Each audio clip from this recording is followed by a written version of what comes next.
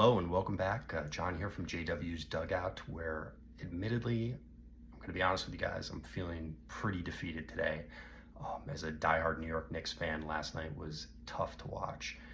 Knicks lose the opening game of the Eastern Conference Finals 138 to 135 in overtime to the Pacers, and just brutal, absolutely brutal. Pacers erase a 14-point deficit with just under 3 minutes to play in the game. You've got Tyrese Halliburton, shades of Reggie Miller, throwing up the demonstrative choke in the 94 playoffs, and just absolutely devastating. There's been a lot of tough losses as a Knicks fan in my 30 plus years of Knicks fandom, and I think last night takes the cake. I read a stat, teams leading by at least 14 points in the final 2:45 of the fourth quarter had been 994-0 since detailed play-by-play started to be kept in the 1997-1998 regular season and playoffs. And it's just hard to stomach. So here's hoping, trying to stay positive. They come back better tomorrow, Friday at 8.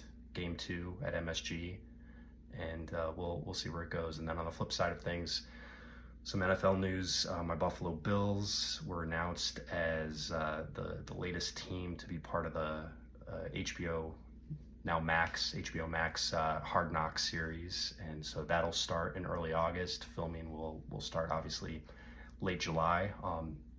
In my original hometown, even though we moved down here from New York City, my original hometown of Rochester, Bills do training camp in Pittsford, New York, which is a suburb of Rochester. So it's St. John Fisher University, and pretty unique. Players stay right there on campus, same dorm rooms as students, and Western New York loves the Buffalo Bills, and they're just diehards. So there'll be a huge contingency out there, and it's going to be interesting to see a team that is on the precipice of a Super Bowl, who are actually going to be documented in the series.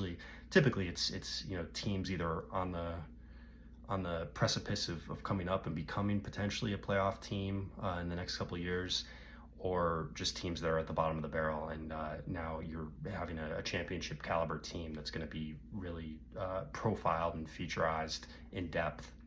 So interested to see how that plays out and how the players react to that. There's a lot of fans out there that saying, "Oh, we don't need this distraction. This is going to be bad for the Bills." But I'm interested to see it. More of a in-depth profile of Josh Allen and some of the other key players. There's a lot of characters on the team, but it's great to see Western New York represented on a stage like that, because just the Bills have such a terrific fan base. But I know you guys are here for the cards, so I'm going to flip things around today. I'm going to do a little bit of an in-depth piece on one of the master sets that I'm trying to put together, 2001 Upper Deck Hall of Famers, one of my personal favorite sets of all time.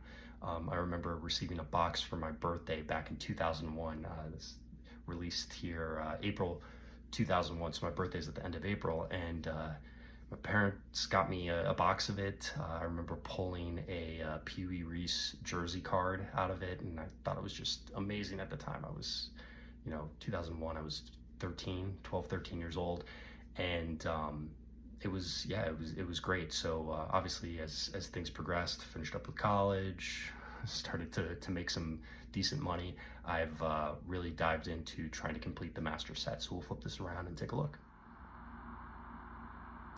All right, guys, so like I mentioned, 2001 Upper Deck Hall of Famers we're taking a look at. It was a 90-card set released back in April of 2001, and as the name suggests, every single card in this product features a Hall of Famer. Obviously, none of the post-2001 elected Hall of Famers, but everybody who was elected prior to 2001. Now, each 24-pack hobby box contained at least one game-used card and a Mickey Mantle pinstripe exclusive bonus pack that was its own separate set that was available in a lot of different Upper Deck products at the time. And what's the other note that I wanted to make? 5 cards per pack, and then the MSRP was $3.99 back then, so pretty affordable. a lot of interesting insert sets as well. There was Gallery, that was a 15 card subset, 20th Century Showcase, 11 cards, Endless Summer, 11 cards, Class of 36, which is a 5 card set. That was a really attractive card. So I'll quickly kind of run through this. This is the complete base set. Got everybody from Reggie Jackson and Hank Aaron. Got Rogers Hornsby, Fergie Jenkins, Tom Seaver, Satchel Paige, Clemente, Joe Morgan, and then Origins of the Game I thought was a very interesting subset within the base set. So Walter Johnson, Rogers Hornsby, Christy Mathewson, some of the greats. And then the National Pastime subset as well. Captures some of the great moments.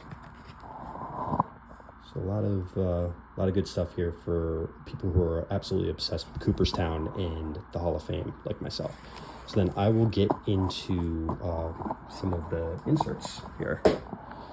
So one of the insert set that I had mentioned was the Class of 36. So it highlights Ty Cobb, Honus Wagner, Christy Mathewson, Walter Johnson, and of course Babe Ruth. So we'll just kind of go through these real quick. So I'm completely done with the entire master set of, sorry about that, the entire master set of the inserts and the base, but I do have a little bit of work to do when it comes to the autographs, the jerseys, and the game used bats. This is 20th Century Showcase. I've got some doubles there. DiMaggio, Harmon Killebrew, Sam Musial, Mickey Mantle. I won't show you every single one because I definitely do want to get to the meat and potatoes of the autographs and the jerseys and the back cards. So there's some of those there. Got this insert set Hall of Fame Gallery. Tom Seaver, Bob Gibson, Jackie, Joe DiMaggio, Ernie Banks, Mickey Mantle, Willie Mays, Cy Young, Nolan Ryan, and so on.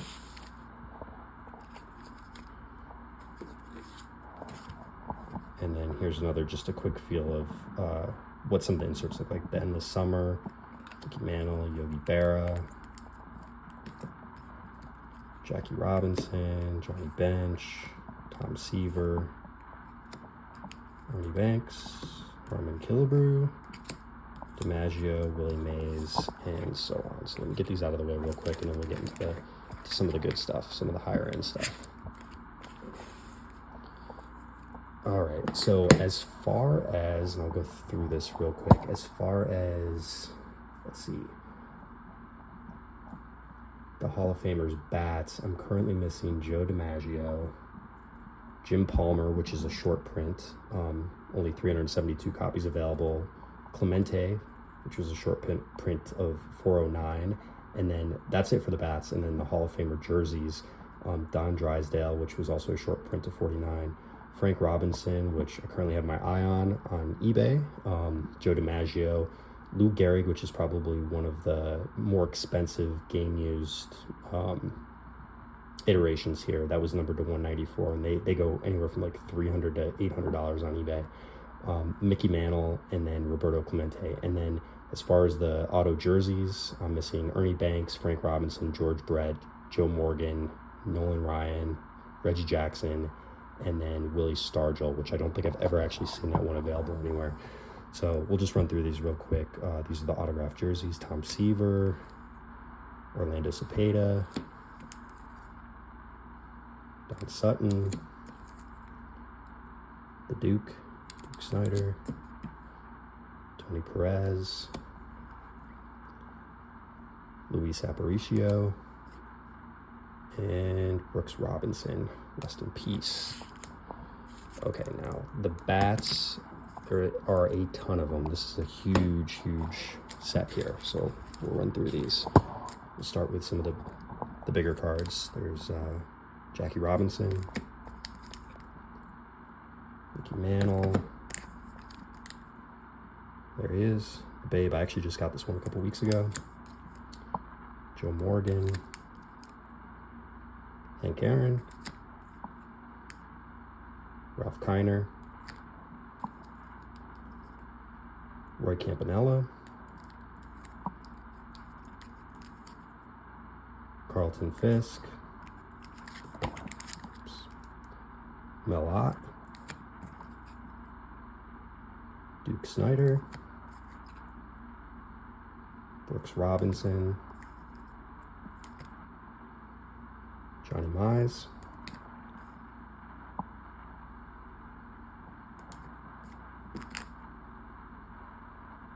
There's Yogi. Eno Slaughter. Don Drysdale. Tony Perez. Nolan Ryan, which this one goes surprisingly for not a lot of money, but like it still ends up being anywhere from like a $20 to $30 card. And George Kell. And still more bats here. Orlando Cepeda. Yes, Raleigh Fingers even has a bat card. Oops. Hank Greenberg. Ernie Banks. Double X, Jimmy Fox. Billy Williams. Nellie Fox.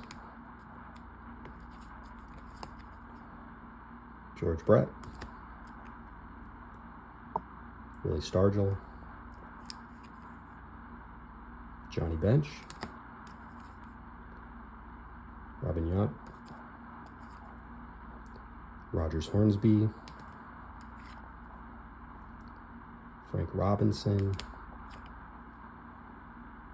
Willie Mays. Another surprisingly expensive one, at least from this subset, Jim Bottomley. And last but not least, Early Wing. Okay, and then, so lastly here, just pull these over from the side here, the jerseys.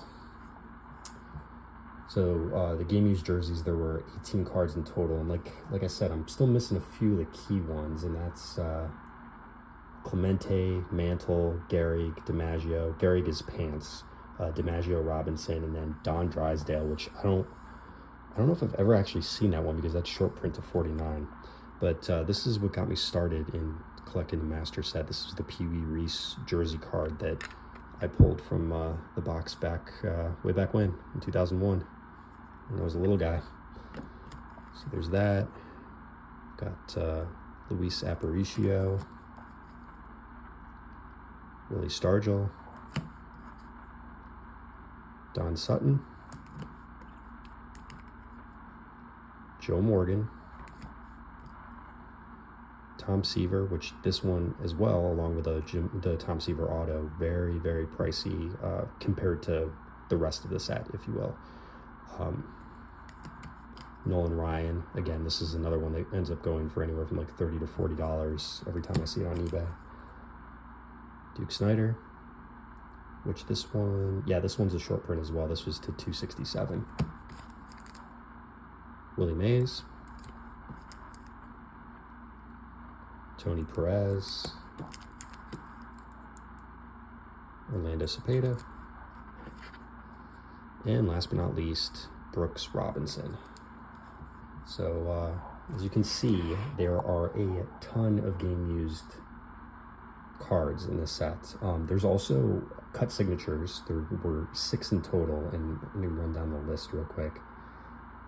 These, I mean, these are short printed to anywhere from 5 to 1, so these are like pie in the sky. I don't think I'll ever own these, but let's see, cut signatures. There's a quad of Honus Wagner, Ty Cobb, Babe Ruth, Christy Mathewson, numbered to 1, of course. Babe Ruth numbered to 2, Christy Mathewson numbered to 1, Honus Wagner to 1, Ty Cobb to 2, and Walter Johnson to 5. So obviously representing the 1936 Hall of Fame class. I don't know if I'll ever get there. I don't think, definitely not with the cut signatures, but I'm hoping at least with the autographed game used jerseys. Like I said, I'm just missing a few of them. Most of them are readily available on eBay and other platforms, except for Willie Stargell. I don't know if I've ever seen that one. The game jerseys, the Lou Gehrig one is going to be out of reach unless I can get like a really decent price on it. And then I should be able to finish up the bats. The Jim Palmer one, for whatever reason, always escapes me. I actually just saw it a couple weeks ago for like $50 on eBay, and I didn't pull the trigger on it. I really should have. Yeah, we'll see how it goes. If anybody has any leads on any of these, or is interested in any sort of trade or anything, I'm always ears. So definitely feel free to let me know. If you guys want to like and subscribe, leave a comment. I really appreciate it. Thanks for watching my content here. Appreciate it.